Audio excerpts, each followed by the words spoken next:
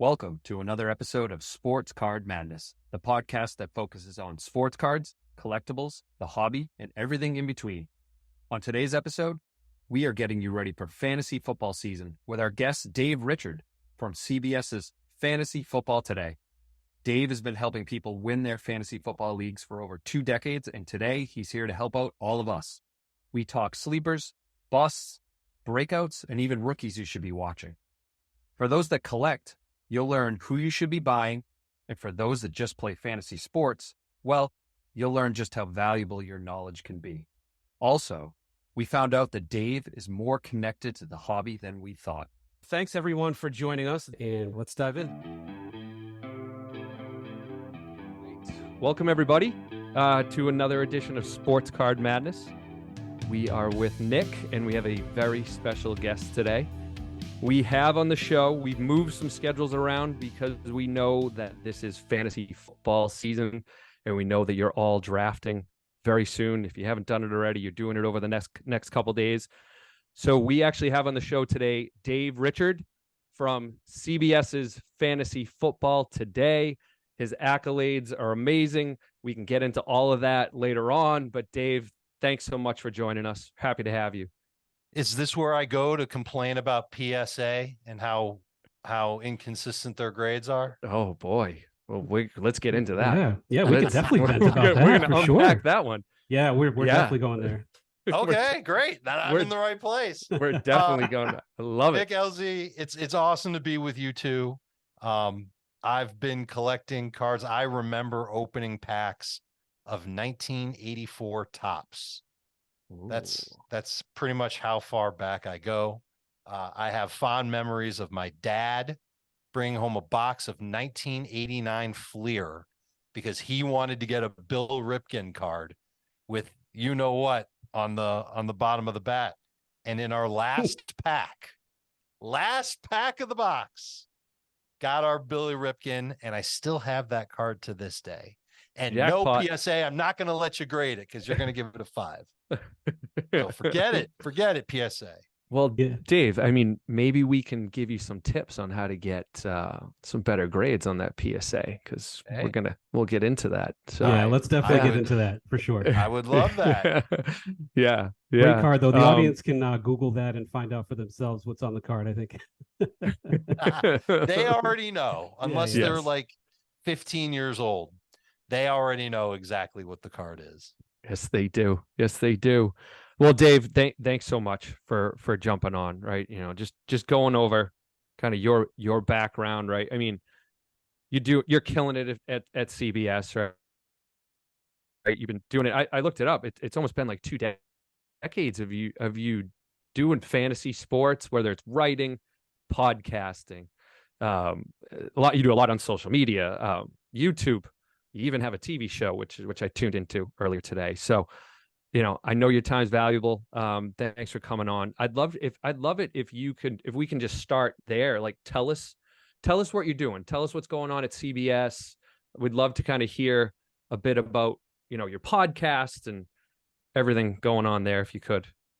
So we are here to help people win their fantasy football leagues, and we do it with free podcasts, free live shows, free digital shows, YouTube streams, written content, just any possible way that you can read or see or hear fantasy football information. We give it to you, and we give it to you for free. We want people to come to us, to trust us when it comes to fantasy football, who to take, who not to take, when to take them, and helping people win their leagues is the genesis of everything that we do. It would be as if we were a grading card company that wanted to give everybody 10s. And even when you send us a crumpled up card that's way off centered, yeah, we're still going to give you a 10. Okay. Our grading is going to be worthless, but you know, we want to make everybody happy, and we want everybody to feel like they're going to win. And not everybody can win every year. 10% of people who play fantasy football are the winners. That's basically what the average is. But we help you get there. We help you get to the playoffs. We help you get to the finals. I'm part of an amazing crew of guys who do this year round. We study football year round. We watch every snap of the preseason. We watch the regular season.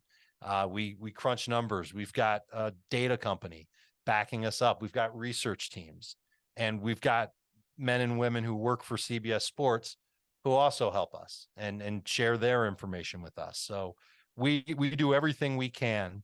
Like I've already said, I think 3 times already, help people win their fantasy leagues in every single type of format you could possibly imagine. Well, you have certainly helped me win some fantasy football leagues in the past. Although I will say Nice. I've hit the dry spell a little bit. It's probably been about 3 or 4 years since my last win. So I gotta get back at it. I gotta pay attention to you a little bit more.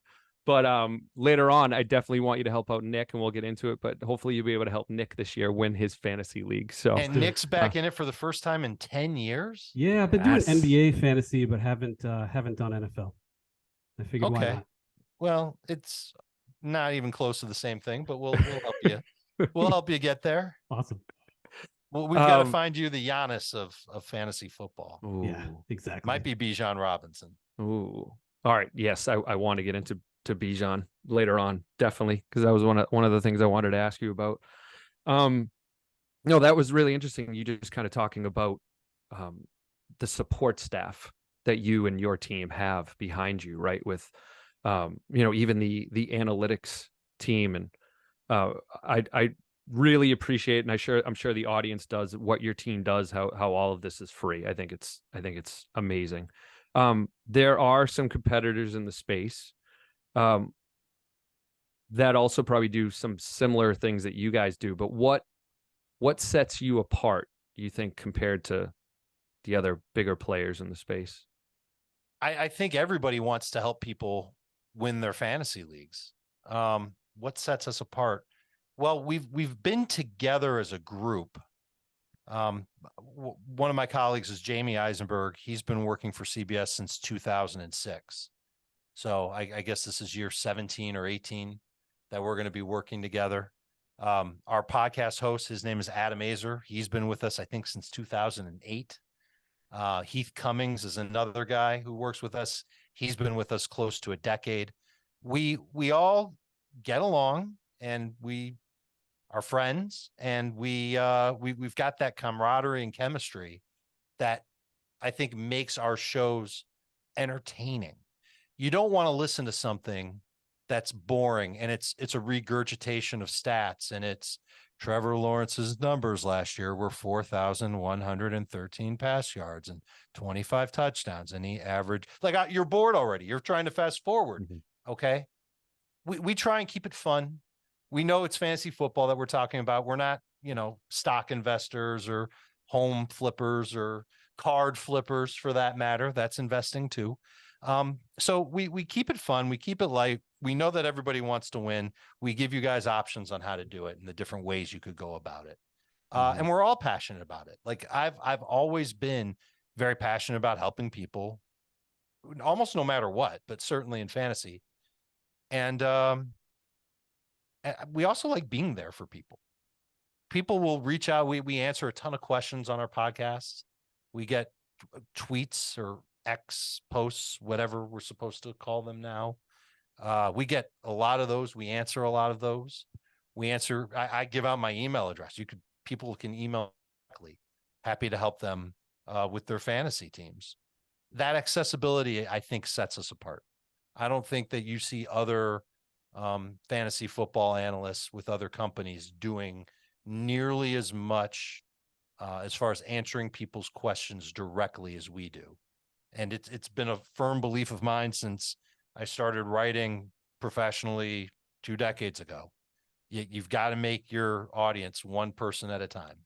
And so it's worked out for me. It's worked out for us. It's worked out for everybody. And I think as long as people know that we're real people that really care about their fantasy teams and we're fun to listen to, they stick around. Yeah, you definitely hit the nail on the head with the accessibility part of it. I believe that is what sets you guys apart, because you're right. I listen to your podcasts and the different content that you have, and you have these sections where it's answering all these emails and exactly the tweets, and you do that a lot more often than the other shows. I think you take that section or that part of your show a lot more serious.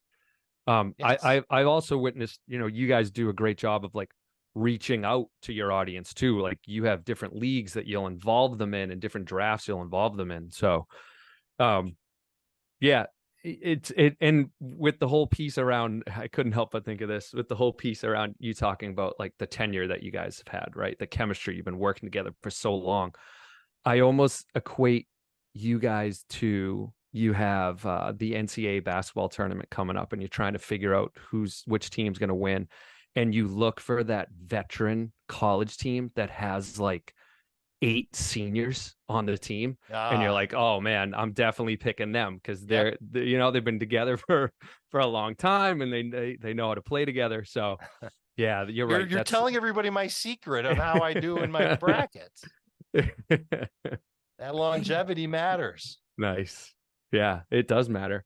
Around the longevity, like how did you just get into this space? I mean, I think for a lot of people who are playing fantasy sports, like they're probably jealous of you, right? Oh man, Dave gets to like do this for a living, gets to do mock drafts all the time and talk about them and write these great articles. I'm just curious, like what did your journey look like?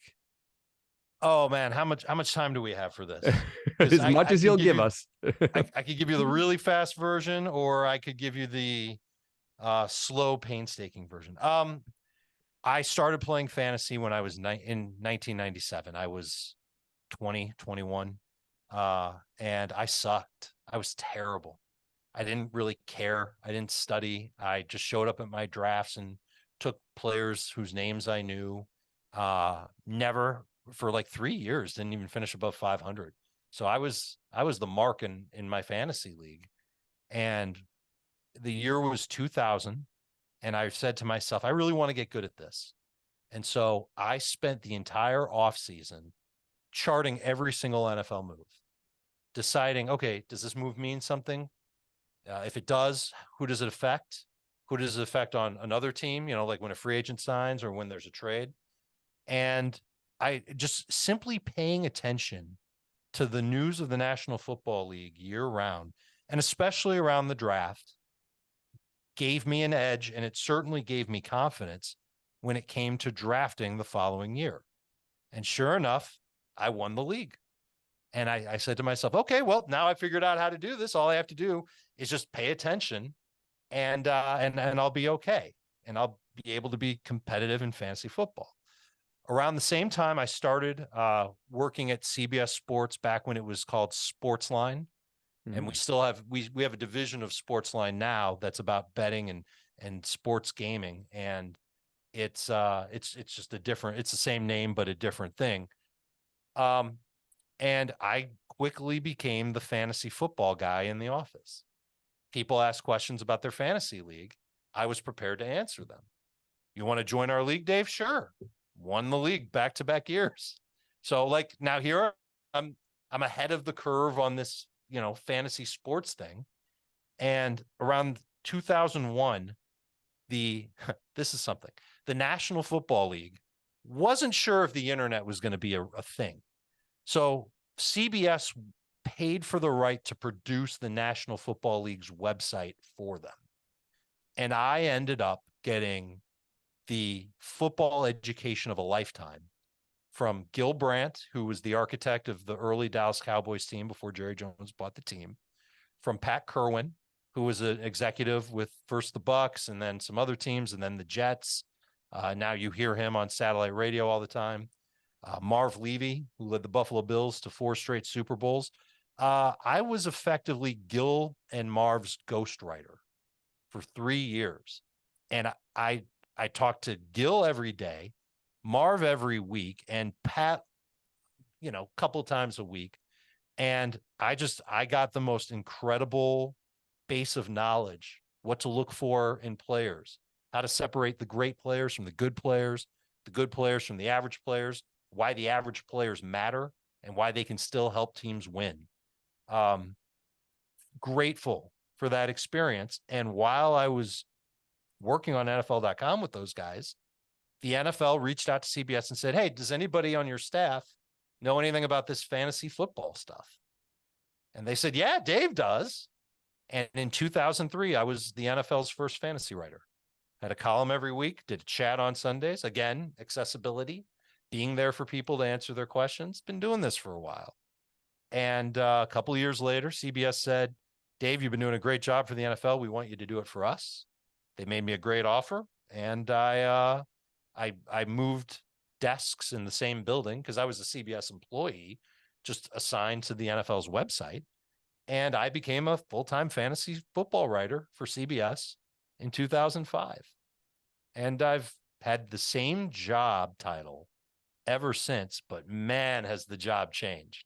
But I still reflect back on all the lessons learned in my earlier years. And obviously, clearly, I'm still paying attention to every little move that happens in the National Football League during the dead of the offseason. I'm still paying attention because I know that that's one of the secrets to winning in fantasy. Wow. So, I mean, that's amazing. I mean, you were literally the first NFL fantasy football writer. Like, that's nuts. You know, that's really cool. I didn't even tell you what I was doing before I worked for Sportsline and how I went from that job to Sportsline. This before the fantasy stuff. Crazy. You guys might want to know this part. Do tell, Dave. I went to the University of Miami to study to be a screenwriter. I wanted to write movies and make movies for a living. By the time I graduated, I didn't want to do it anymore. My second love besides movies was sports cards.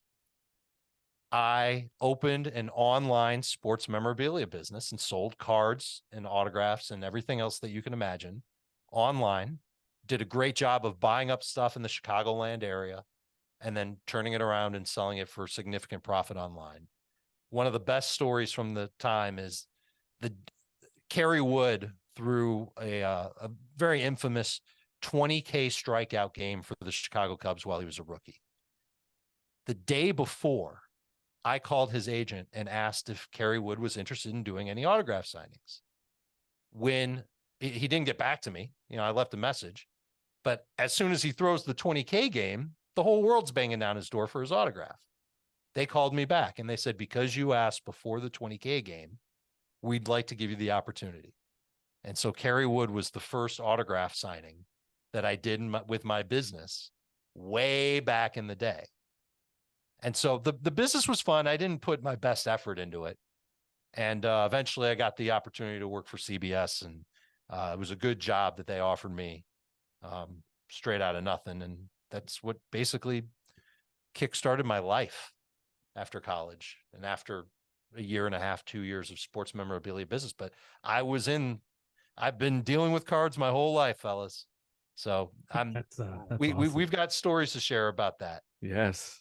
I mean, you've definitely found the right line of work. I feel like your entire life has been on this trajectory of sports and football and collectibles and everything. So of course you had a memorabilia shop, of course. I'm extremely lucky, Nick. This didn't happen. I fell ass backwards into it multiple times, but I got to stay with it because I work hard. And so I almost wonder if I had worked this hard at sports memorabilia, would I be up there with Dave and Adam's Card World right now? Could I possibly be up there with PWCC? Or are they still cool? Or they are. Oh, yeah. Yeah. Okay. The baseball card exchange. I've known Steve Hart. I mean, I don't know him, but I've been going to Steve Hart's shop since the 90s, back when he had like a little storefront in Lansing, Illinois. So very familiar with some of the greats. If you're a diehard, long-standing sports card collector, you'll remember Sunset Sports in South Miami. I worked for them for a couple of years. They were one of the bigger shops in the country. I always wonder, if I had worked this hard, could I have been as big as those guys? I don't know. And honestly, I don't really have to think about it much because I really enjoy doing what I do now. Right. I'm sure you sound like the type of person who'd probably be successful in whatever path you chose. It's It's interesting. Well, then I should have been a home buyer and an investor. Then you'd be talking to me from my yacht in the Mediterranean. Oh, give it time. yes. Give it time. It's funny about Steve Hart. They are the go-to company for packs and cases now. Yeah. Like they are Oh the my gold gosh. standard to decide whether a pack has been unopened or opened. Same thing with a case. Yeah. I myself have sent cases to them, and then he slaps wrap over it with a hologram, signed Steve Hart. So he's like the guy. Crazy. So way back in the day, Steve had packs for sale of anything you could imagine, including packs of 1986 Fleer basketball. And I want to say that they were like $150 a pack. Maybe it was even less than that. But he was the Willy Wonka of sports cards and memorabilia in Chicagoland. He had everything. He had like, he didn't have packs and boxes of like 52 tops or anything like that, but he would have just incredible stuff that you don't ever see. And then he also had box after box after box after box in his showcase of 81 tops, 82 tops, 83 tops, 84 tops. I mean, just it was a fun time every time I went to Steve's shop, because he had just an unbelievable assortment of wax, and he still does. I don't know if you've ever made it out to a shop in Indiana. I went there 2 summers ago, pulled a really awesome Christian Javier rookie card out of there too. But he had wax going back 25 years, 30 years, 40 years. And it's the coolest to see. Yeah, it's amazing. He has a good service. If I want to grab some old garbage pail kids for my son or something like that, then I hit him up and I can get some packs. I mean, the 86 Fleer packs, those are, how much do you think those are? Those are a little bit tougher to come by and to make sure that they're good. Yeah, right? They're about $3,000 a piece now. So it's crazy. Just the pack. The box, about 150 grand. I grew up in Chicago, and there were Michael Jordan rookie cards at every single show that I went to. And I just think to myself, they were like $600 each back then. And I just think to myself, why didn't I buy Dave, but Michael Jordan rookie cards? How about one of my guilty pleasures is playing poker, and I binked a poker tournament. It's got to be close to 10 years ago. And I took the money that I won from that tournament and I bought a Michael Jordan rookie. It's a BGS though. It's a BGS 9. Is that bad? No, that's really good. That's really good. That's great. It's a BGS 9 is before the pandemic. So I basically doubled my winnings from the poker tournament, if you include with the Jordan. Yes, you did. Mm-hmm. I mean, that's really probably the third nicest one you can have. You've got your PSA 10, your 9.5, and then your 9. There are no, there's even one above a PSA 10 where it'd be like a pristine Michael Jordan. That doesn't exist. There is not one in existence. So you're doing pretty well. That's a very good card. Well, I always wanted to have one. And so when I got the money to actually spend on one, I decided to do it. And that's my memento from my poker journey. Definitely hang on to it. Do you have anything else from those days? Any other collectibles or anything like that? Oh yeah. What do I have that you guys would care about? Okay. So this is really what I need to get out on your show. In 1997, Upper Deck created a football set called The Legends, and there were autographs. I think there was one autograph a box, and 3/4 of the autographs were guys that, no one cared about, Babe Parilli and I don't know. I could probably name like 5 or 6 guys if I sat here and thought about it. Just absolute nobodies. But they also had the everybody's, Walter Payton and Jim Brown and Bart Starr and Franco Harris and Joe Namath, all the legends of the game who were legends back in the late 90s. And I've always wanted to build that set of the autographs. And I need some of the short print guys. I've got Walter, but I need some of the other guys. And I know that they're expensive as hell, but it's kind of a pipe dream of mine to go and finish that set and then to display it behind me. Like right now I've got, copies of our magazines from the years, but it would be pretty amazing if I could get the complete set of 97 Upper Deck Legends autos and put that behind me. You could probably do it. that I would be mean, fun. I myself did the 1986 Fleer NBA set fully autographed in about 6 months. I have it. No way. I have it in my office actually. So it's possible. You can write to players still. I mean, obviously if they're alive, and get things signed and put it together, especially with What's your the reach, story too. behind the Jordan? Well, that I had to buy at auction. But Okay. it's a nice card. There's actually 2 Jordans in that set. There's a sticker Yeah, the and sticker. a base. Yep. So I had to get both of those autographed to officially have the set. But yeah, it's pretty cool. It was a fun activity, that's for sure. Yeah, Dave, I'm going through it too, actually. Not complete yet. I have 18 cards to go. I have the Jordan sticker done. Don't have the base rookie like you yet, but yeah, it's doable. It's doable. So yeah, if you want to chase that set, I mean, me and Nick can certainly help you do it, and I'm sure this podcast, this episode's going to help you too. You'll get people reaching out to you, I'm sure. That's great. So, find me on Twitter right or yeah, you X, definitely Dave did. Richard. All right, Nick, we have our mission. We're going to help Dave. Love it. We're going to help him with this. All right. Yeah, that's great. I mean, thank you for sharing that background, right? I mean, that's a big surprise. We didn't know you were so into collecting a day. That's fantastic. Absolutely. We advertised, or we're going to advertise this definitely as it's the show to get you ready for your fantasy draft, and we're here to also help Nick and myself as well. So I'd love to if we can kind of get into this a bit, and pick your brain a bit on who to draft, right? I mean, this is kind of draft week. I would think probably was last weekend the busiest weekend, do you think, Dave? This one coming up, we're recording on the 28th. Okay. So the weekend after Labor Day weekend, and then in the days after that, those will be the busiest draft days. Okay. Yeah. Well, this is perfect timing then. Perfect Absolutely. timing. Yeah. The preseason games are done. I've watched a lot. I haven't watched everything yet from the 3rd week of the preseason, but I've got notes on everybody. Okay. All right. Well, let's get into it then. So with people heading into their drafts over the next couple days and in this weekend, you've now seen, as you mentioned, all the preseason games. You've been paying attention to all the injury news. You've been paying attention to free agent signings, and there's a couple trades that just happened. Who are the players that you're targeting more from, let's call it like a breakout standpoint? Who are the ones that you're chasing, or we should be drafting? Okay. And so when I hear the term breakout, I think a player who could have like the best year of their career.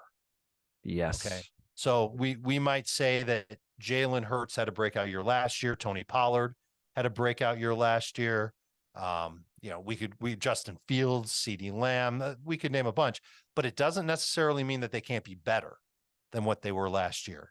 And so, yes, Tony Pollard broke out last year. Everybody knows his name now. I think he can be better this year just because there's no Ezekiel Elliott in Dallas.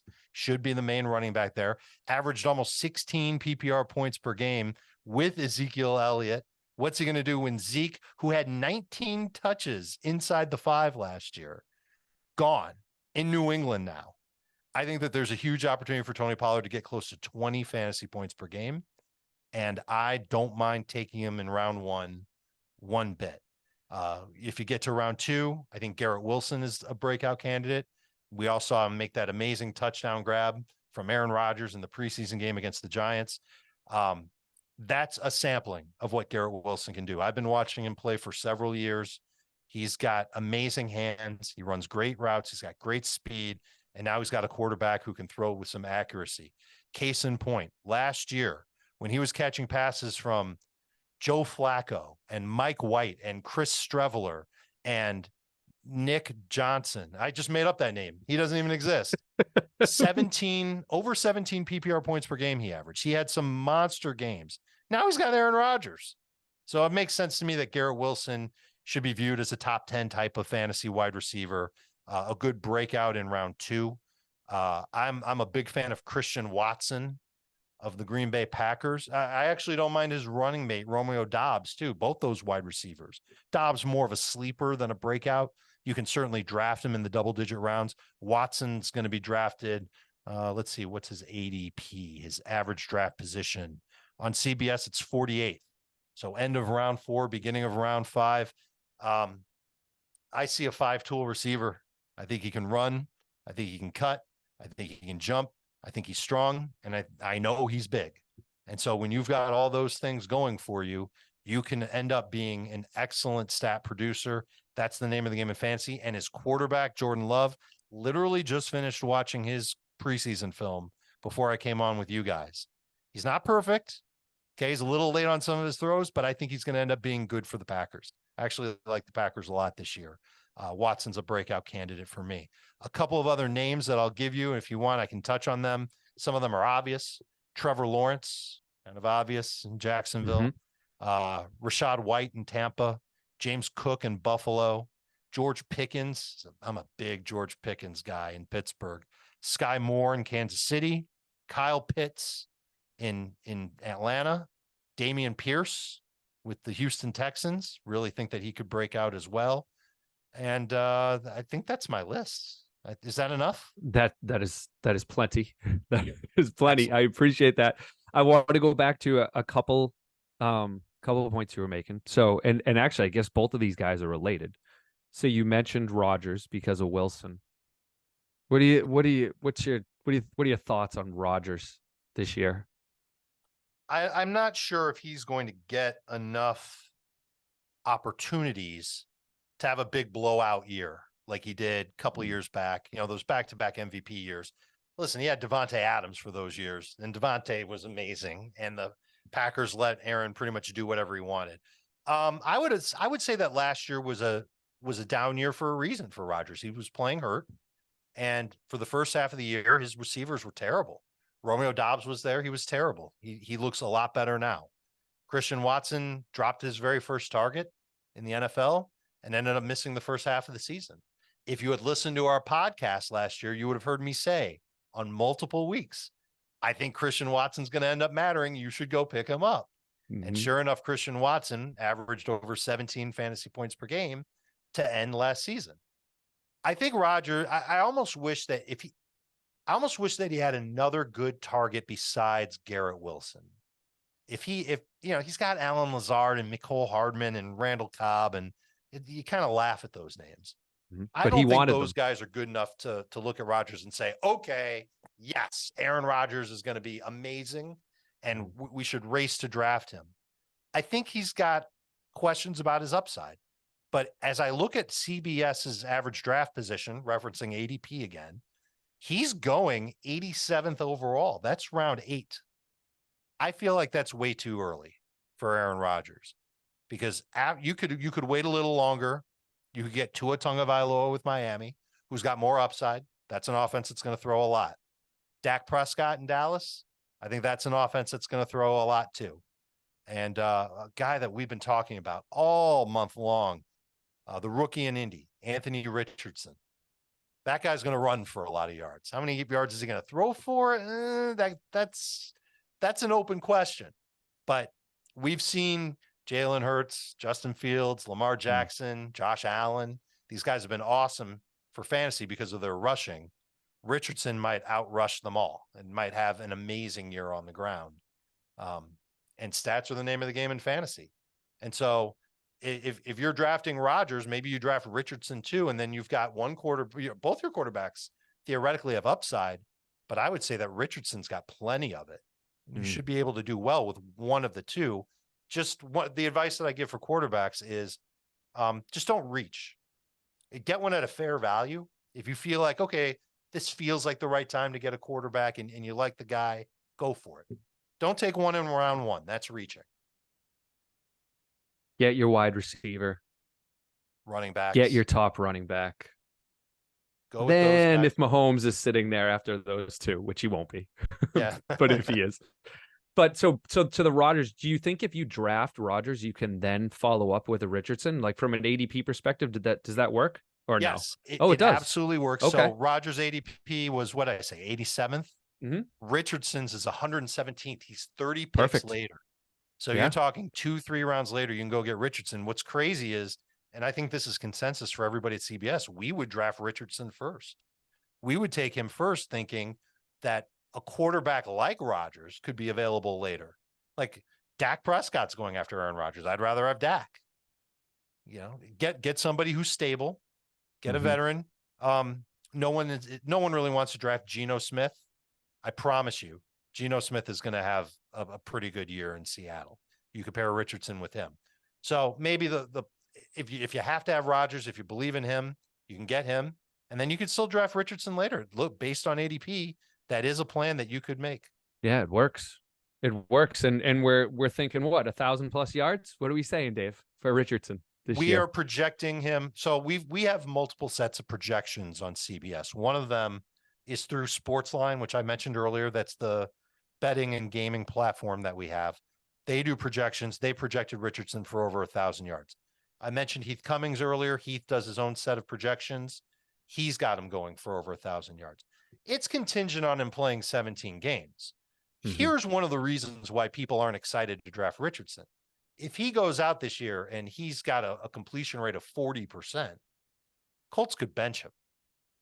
We see that occasionally where players are great for fantasy, but not great for the NFL. And these coaches need to win. If Shane Steichen has a terrible year, he's not guaranteed next year, especially if the Colts have the number 1 pick. That whole offense could get blown up. Is that the same story that happened with Fields? Didn't Fields start the season and then he got benched and then he came back? What was the story with him? So his rookie year, he did not start. I think Andy Dalton was the quarterback. Okay. And then I think, I don't know if this is for sure the truth, but I think the coaching staff at the time was pressured to put Fields in. And they did. And he looked awful against the Browns. And really, Justin Fields did not look good until week 5 of last year. And then he started just running a lot. And his passing actually in the red zone was outstanding. He was the number 1 quarterback in red zone completion rate and red zone touchdown rate. I had the chance to tell his offensive coordinator that this offseason, Luke Getsy. He had no idea, but he was beaming when I told him. He thought that was awesome. Wow. So that just tells me that the Bears scheme up their offense very well when they're near the goal line. And that's a positive thing, I would say, guys. Absolutely. Absolutely. All right. So we were focusing on positives. Let's focus on, I don't know what you call them, negatives, but who are you avoiding? Just a couple. Just like your top 2 or 3. Sure. Well, I'm not going to give you 2 or 3. I'm going to overload you guys, and then you tell me who you want to talk about more. Okay. And yes, this is talking negative, but cases, look, you can make the case for anybody to be a bust, but these are the guys who I genuinely feel are being overdrafted based on ADP. Ramondre Stevenson, running back for the Patriots. Najee Harris, running back for the Steelers. DK Metcalf, wide receiver for the Seahawks. Lamar Jackson, quarterback for the Ravens.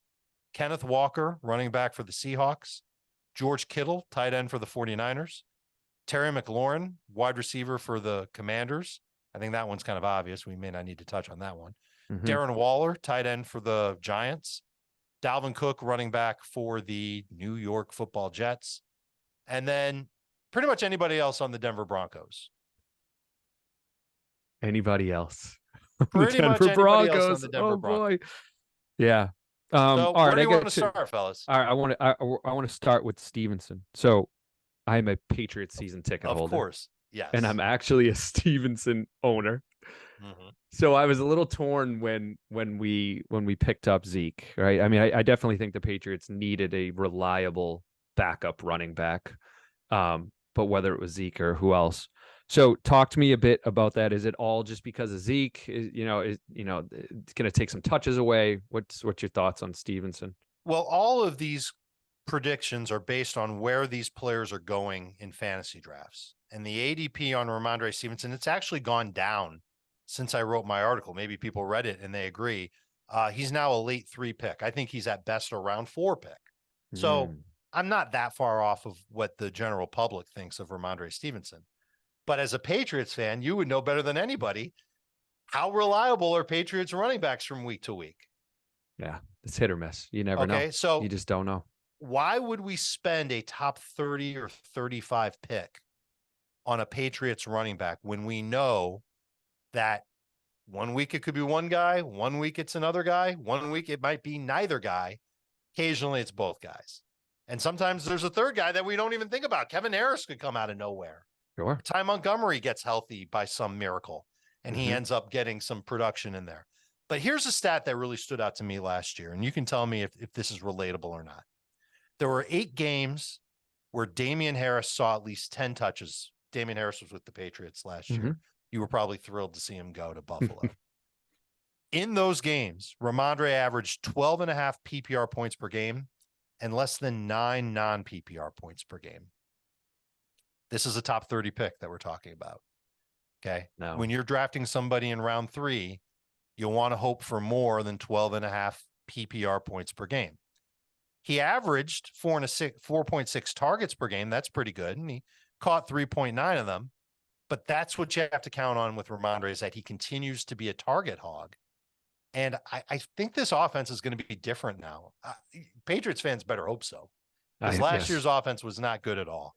Bill O'Brien's a good play caller. And I think the addition of Juju Smith-Schuster, some of these young receivers that the Patriots have, I think they'll help. And I think that'll make the team less reliant on Stevenson as a target hog like he was last year, particularly in those games with Najee. Here's another issue that I have with Stevenson. Those 8 games with Harris, he scored 1 time. He scored 2 touchdowns in any game with Harris. Harris might have had fewer than 10 touches. 2 touchdowns. Wow. And against the entire AFC East, who scored more touchdowns? Ramondre Stevenson or Nick? Oh, come on. Really? It was that bad? They tied with 0. Come on. And 0. I still, the Jets defense is going to be good. Bills defense is going to be good. I'm telling you, the Dolphins defense is going to be good. And, you know, Zeke, everybody thinks, oh, well, with Zeke, he's just going to score a touchdown every week like he did in Dallas. He was in Dallas. And this is New England, and this offense isn't the same thing. Zeke will be lucky to get 6 touchdowns. I think Ramondre will be lucky to get 6 touchdowns. But I'm staying away from Bill Belichick coached teams, running backs, and Ramondre Stevenson, who had opportunities when he was sharing, not coming through last year. Now he's supposed to come through this year. Maybe it happens and I'm way off base, but not in the 3rd round.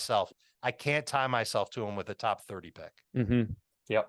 All right. I can get behind that. All right. Well, I definitely want to get to helping out Nick here. But before we do that, I do want to go through, and I think this ties back to collecting a bit. So you touched on Anthony Richardson, right? Who are some of the other rookies that we should be drafting? And at the same time, maybe even thinking about collecting. Okay. I like this. Well, Bijan's going to be a first round pick, but collecting him is going to be expensive at this point. Do I have a name for you? Can we stay on Bijan for 1 sec? Yeah, sure. I wanted to talk to you about Bijan. Sure. Everybody is like, every analyst, including you, is all in on Bijan. He's a rookie and people are taking him in the 1st round. Can you help my nerves a bit with why I should be taking him in the 1st round with my 1st pick, a rookie running back? I'll tell you what solidified it for me. The Falcons came, I live in South Florida. The Falcons came down for a couple of joint practices with the Dolphins. These are practices where the general public really doesn't see anything but a couple of highlights here and there. Bijan Robinson was lined up out wide in the slot. He was in jet motion.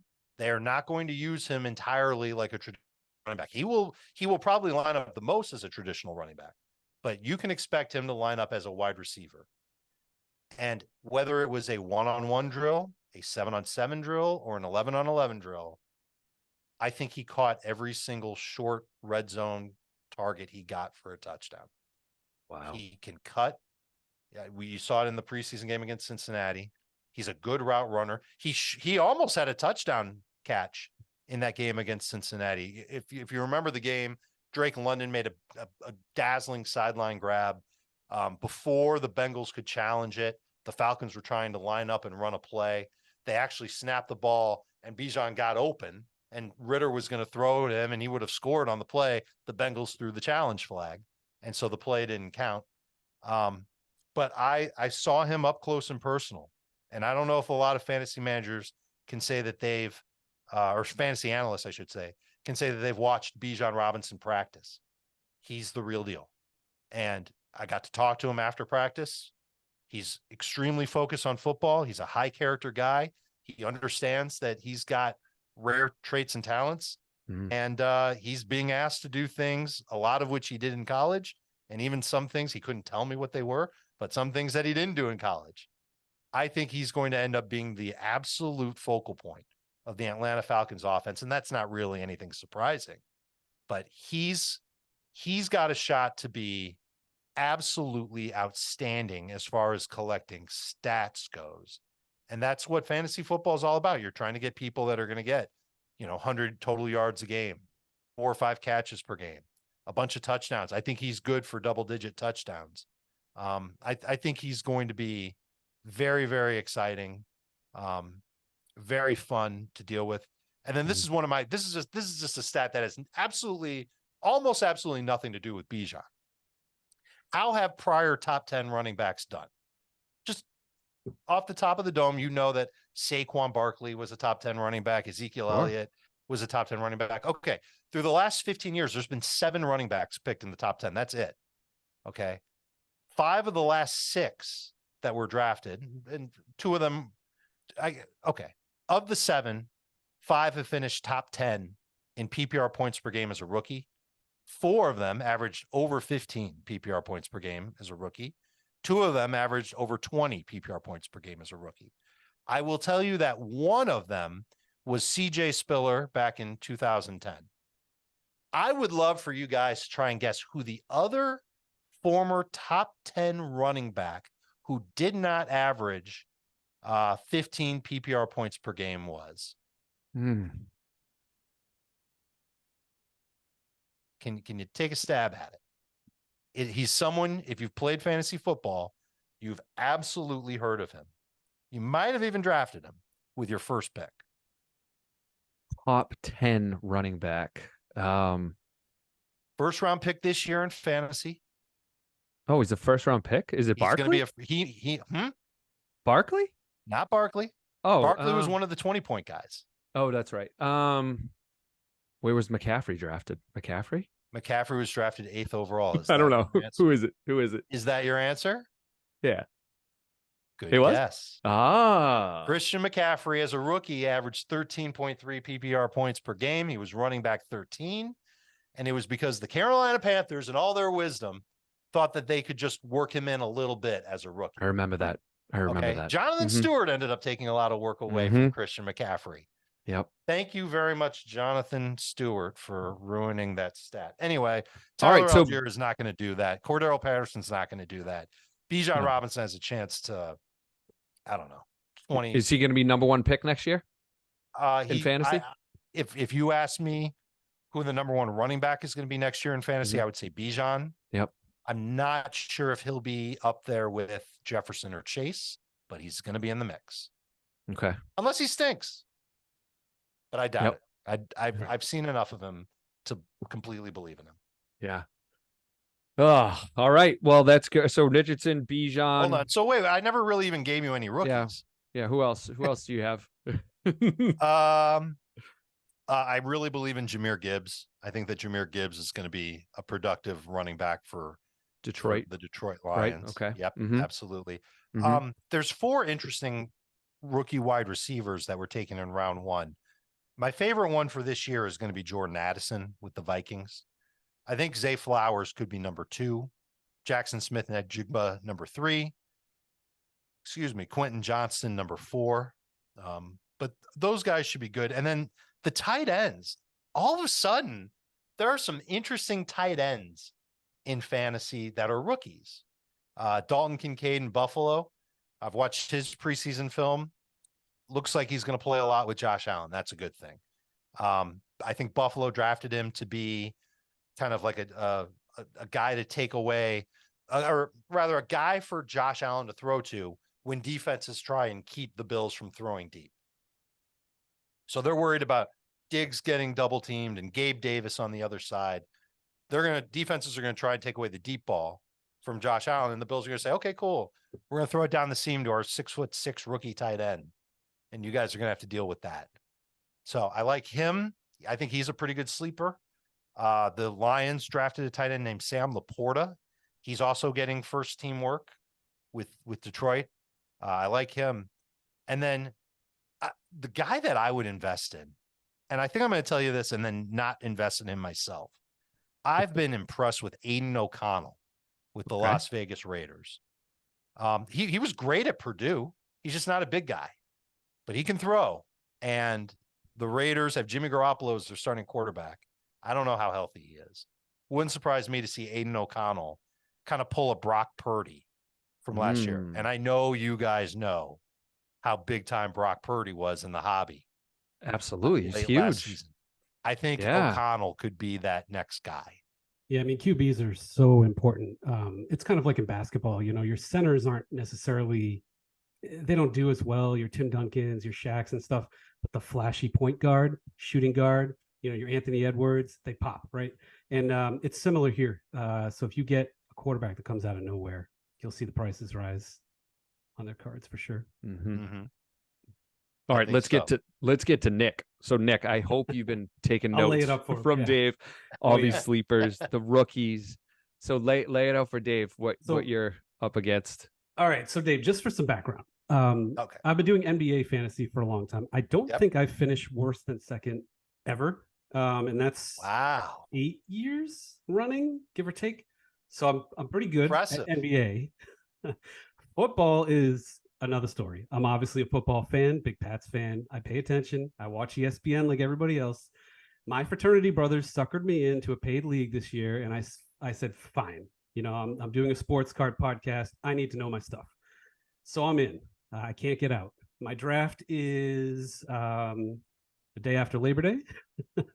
And I think I know what my league is based on. And am I completely screwed, or what do you think? No, you just need to prepare a little bit. All right. You should know what the basics are for each position this year and kind of like what the overarching strategies are. Let's start with tight end. I know you know who Travis Kelce is. Of course. Travis Kelce is a awesome fantasy producer. He produces like a top 10 wide receiver. You have to decide how badly you would like to have a guy like that differentiating your team from everybody else in the league. If that means something to you, he should be your round pick, assuming you're not picking I'd say the top 4 or 5. Terrific middle round pick just to have that type of different player. If you do that, you should probably wait on quarterback because it's very hard to build a great team unless you're drafting with a bunch of idiots when you take a tight end and a quarterback with your early picks. So you kind of have to sacrifice quarterback, maybe, to go and get Travis Kelce. And obviously you're sacrificing great players at other positions, but with your round 2, round 3, round 4 pick, hopefully you more than make up for that. The phrase that we've coined for tight end strategy is great or late.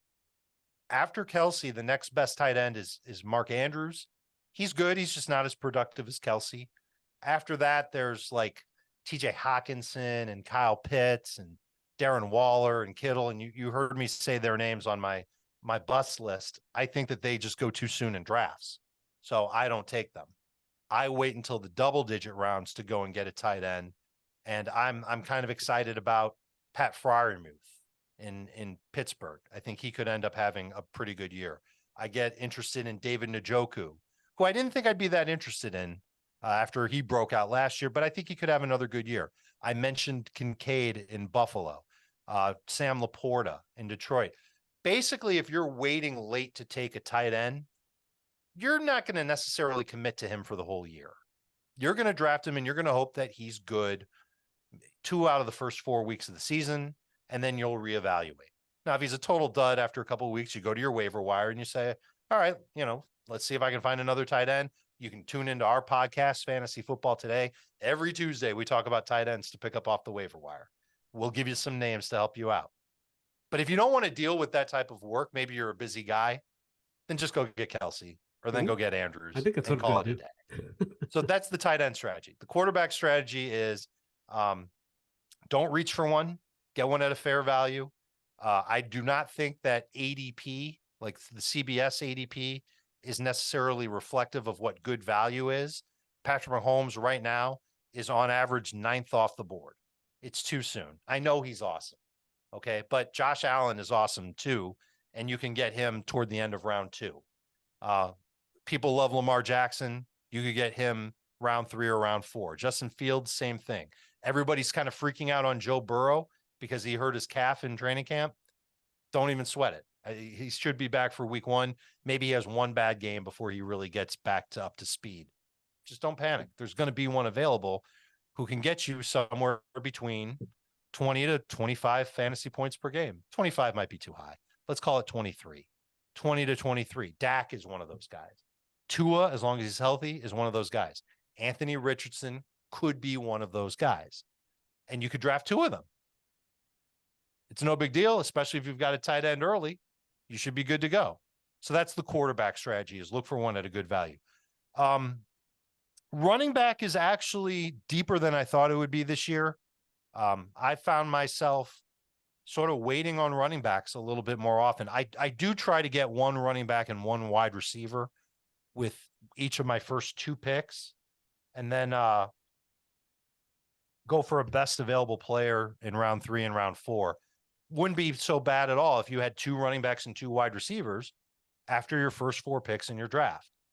But there will come a time when you look at the running backs who are left on the board and you're going to want to throw up, because it's names like Khalil Herbert and Brian Robinson, AJ Dillon, Antonio Gibson, Jamal Williams. This is happening in round 8. I would say try and get at least 2 to 3 running backs before you get to round 8. I think you can wait a little bit longer on receiver. That's typically been the deepest position. And what we see in fantasy with receivers are the best receivers get a ton of targets, and they're the ones that go off the board first. So that's Jefferson and Chase and Tyreek Hill and Cooper Kupp and Stephon Diggs. But there isn't that much of a difference between like the 18th wide receiver and the 30th wide receiver on draft day. George Pickens is a favorite of mine. If I lose out on him, but I get Tyler Lockett, I'm good. If I pick up Mike Evans and I'm worried about him being too old or playing with Baker Mayfield, I don't sweat it, because I'm getting him probably in round 7. I think you can find wide receivers with some really good appeal all the way into round 9 and 10. So I might say try and get 4 receivers by the time you get to round 10. It doesn't mean you should wait on them, but you should probably ultimately try and get 1 really good wide receiver and 1 really good running back, and then kind of build your team around those 2 tent pole type players on your team. Sounds good. I like the Kelsey advice. I like simplicity. I'm going to go for him. Hopefully my fraternity brothers don't listen to this. We'll see.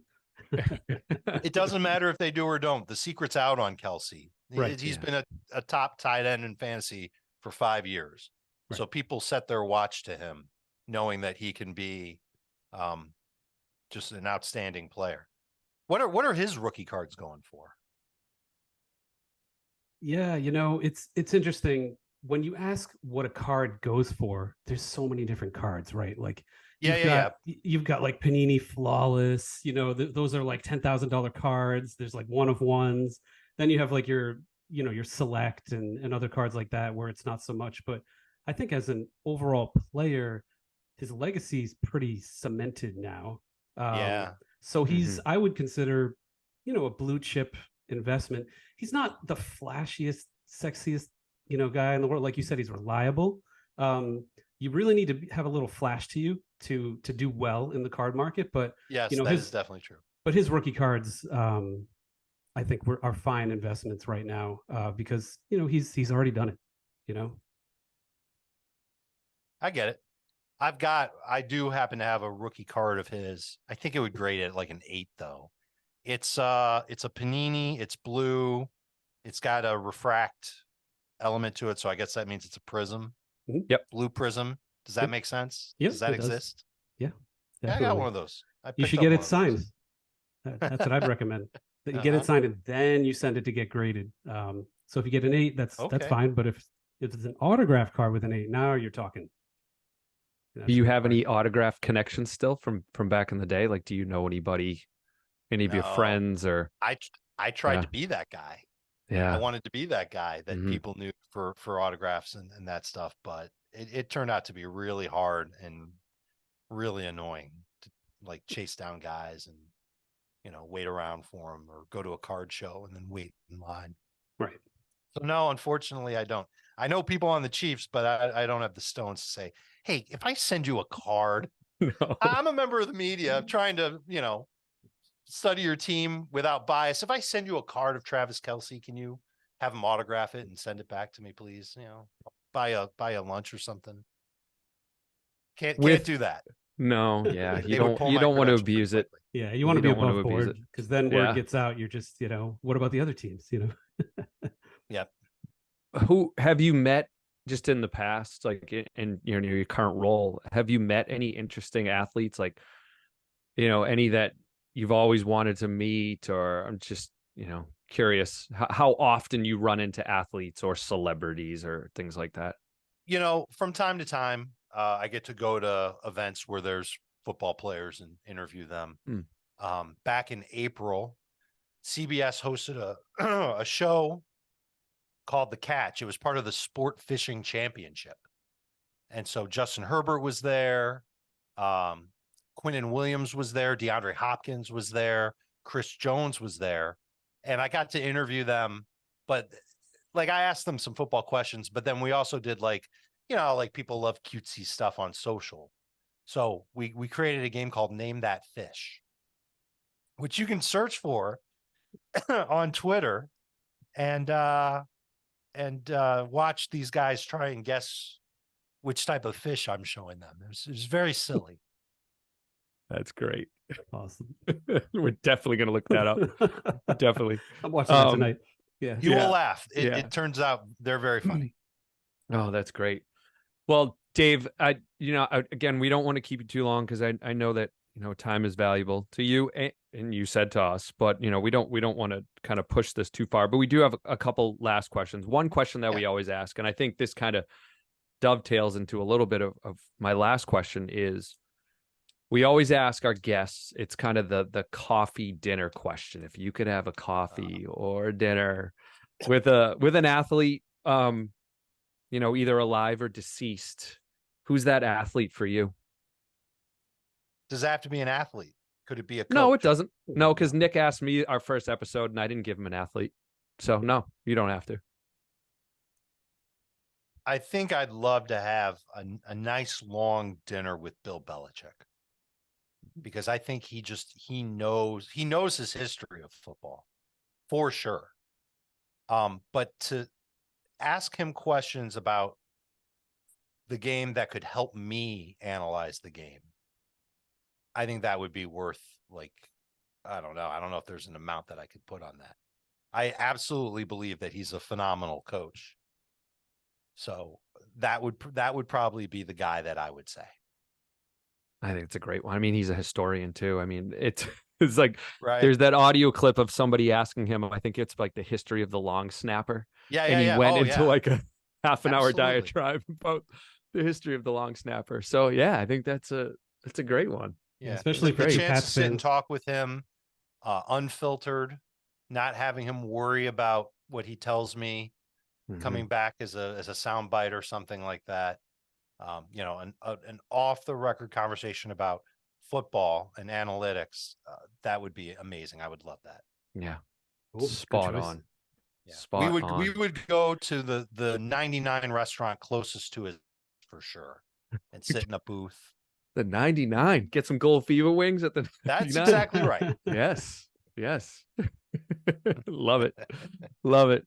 Well, Dave, thank you so much for joining us today. I do want to leave you with just kind of how can people find you if they want to reach out to you about that set you're trying to build or fantasy questions? Sure. Yeah. Send them to Twitter at Dave Richard. I'm again still calling it Twitter. Old habits die hard. I can't guarantee responses to everybody, but I'm on there a lot. My email address is on there. Can't guarantee responses to everybody, but I do my best. And if you're interested in the fantasy advice and you just want to read articles or catch up with our shows, our live streams, just go on Google and search for CBS Sports Fantasy Football Today, and you will get links to everything we do right then and there. That's great. Awesome. That's great, Dave. Yeah. Thank you. This was a great show. Hopefully for the audience, definitely focused on fantasy, but we did touch on collecting, especially those rookies to go target. So I think we all got a short list of cards that we all want to go and now try to hunt down.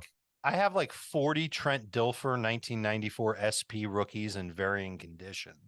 Does anybody out there want one? I'll sell them to you. All right. Want to buy a Trent Dilfer SP rookie? Come on, it's got to be worth a ton, right? It's got to be a Super Dilfer Bowl fan champion Trent Dilfer. There's plenty of Dilfer fans out there. Come Absolutely. on. Maybe they'll sign them.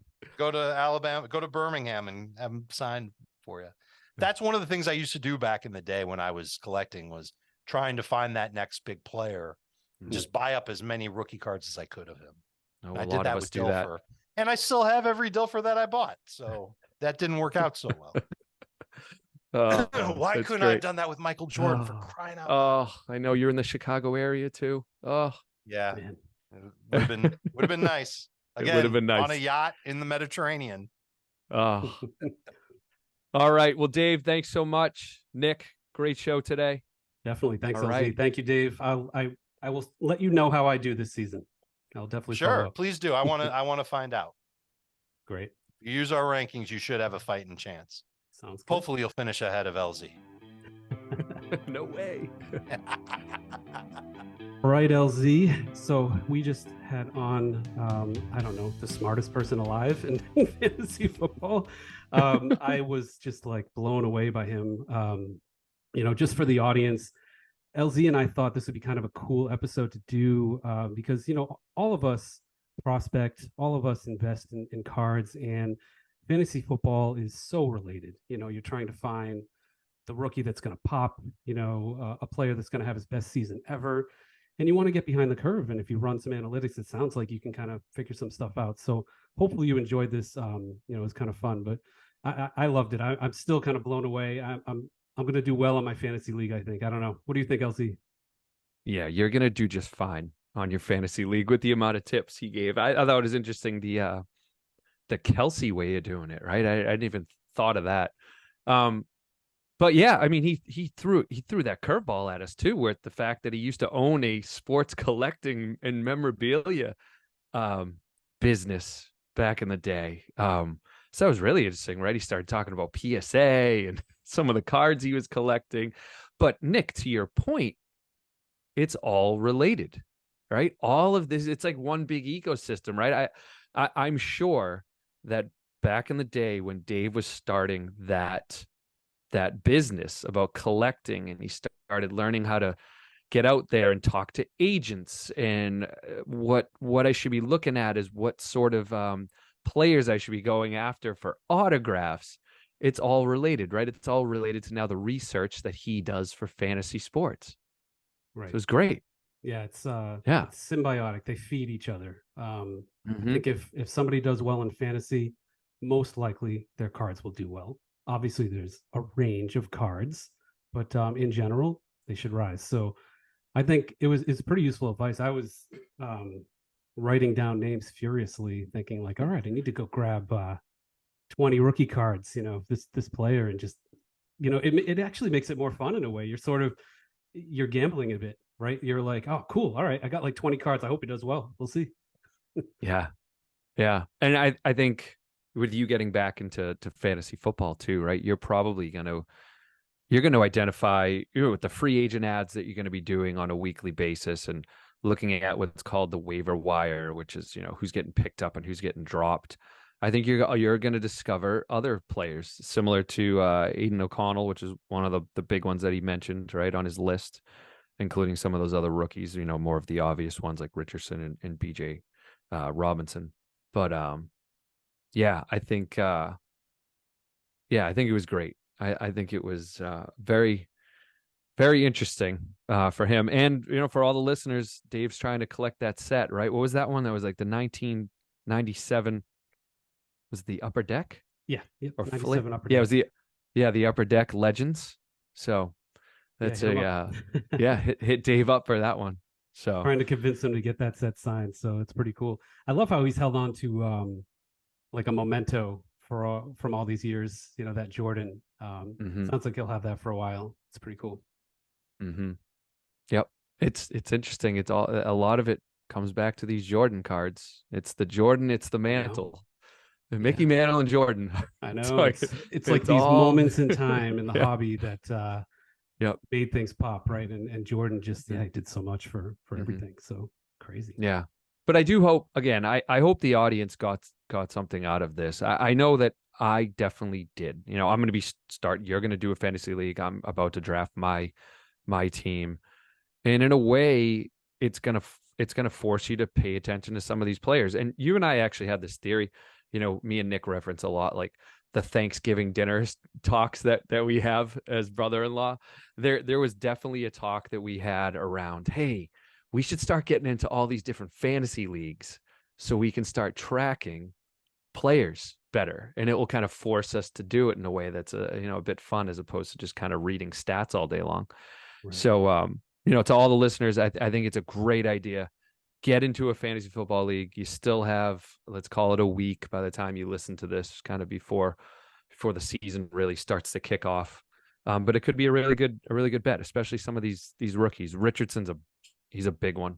He's a big one. I mean, if he rushes for 1,000 yards, like Dave and the rest of his team think he's going to do, I mean, that's like Lamar Jackson MVP season. I know he got hurt, but that was like RG3 back in the day. That's like Michael Vick. That's the type of numbers we're talking about here. So start collecting Anthony Richardson. That could be a big one. Yeah, the other thing I'll say, if you're just a fantasy sports player and don't collect anything at all, you'd be surprised how much your knowledge is worth. If you're a good fantasy player and you just stumbled onto this pod and you're not really into collecting, I mean, I think you'd be surprised if you go after some of your rookies that you think will do well and you want to collect. It's probably a good place to start if you know your stuff. So yeah, it's good. Great point, Nick. Cool. Yeah. Okay. All right. What do you think, LZ? We good? I think that's it. I think this is a great show today. Hopefully everybody enjoys it. Definitely. And I will keep the audience updated, I guess, at some point on how I do in my league. Hopefully well. Yes. We'll see. No, I will make sure to the listeners and to the audience, I will make sure that every couple of weeks I'm going to be asking Nick how he's doing with his team. Awesome. So, all right. Thanks, everyone. We're going to try to drop this a little early to capitalize on all of the fantasy football drafts happening. So we won't be putting out an episode on Friday. We're going to hopefully get it out earlier this week. So should be fun. Enjoy your Labor Day weekend, everyone. That's the pod.